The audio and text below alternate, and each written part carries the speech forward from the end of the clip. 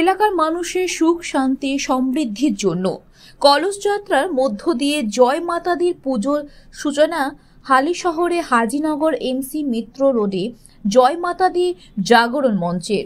সবাই জাগরণ মধ্যে এসছেন।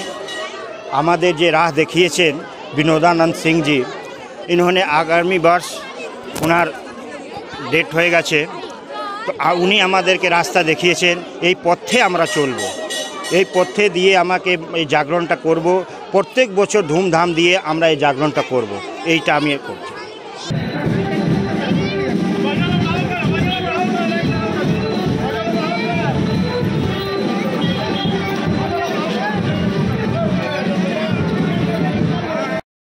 সকালে হালিশহর জগন্নাথ ঘাটে গঙ্গা থেকে জল নিয়ে প্রায় 500 মহিলা কলস মাথায় শোভাযাত্রা সহকারে এমসি মিত্র রোডের পুজো প্রাঙ্গণে এসে উপস্থিত হয়।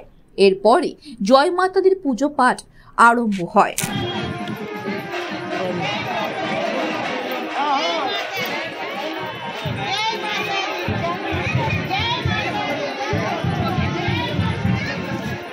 आज के আমরা এই কলস যাত্রাটা করছি হাজিনগর এমসি মিত্র রোডে। আমরা জয় মাতাদি জাগরণ মঞ্চ থেকে আমরা জয় মাতাদি অনুষ্ঠান করি। এই অনুষ্ঠানটা আজকে থেকে শুরু হলো, আজকে কলস যাত্রা থেকে শুরু হলো এবং এটা 21 তারিখ শেষ হবে। 20 তারিখ মায়ের থেকে শুরু হয়। আজকে আমাদের যেটা অনুষ্ঠানটা হবে, আজকে কলস যাত্রা পর আমরা মায়ের পূজন করব। এই পূজনে আমরা মাকে এখানে আহ্বান করব এবং মা থেকে আমরা প্রার্থনা করব যে হাজিনগরে সুখ শান্তি সমৃদ্ধি বজায় রাখুক।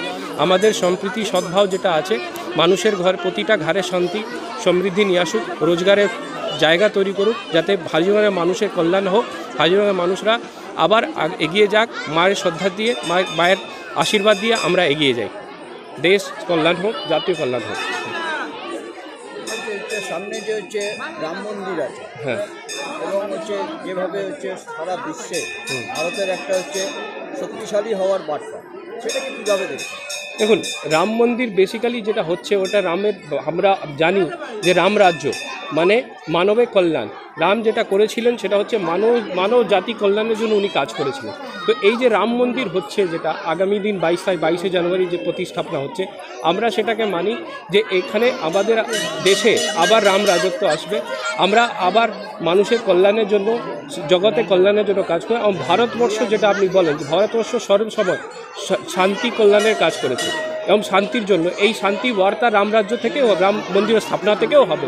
এবং ভারত যে জায়গায় আজকে পৌঁছেছে সেটা নিশ্চয়ই আগামী দিনে ভারত এগিয়ে যাবে এবং ভারত বিশ্বগুরু হিসাবে, যেটা আমরা জানি যে ভারত শোনে কি জায়গায় ভারত বিশ্বগুরু, সেই বিশ্বগুরু হবে। আমরা এখান থেকে জানি।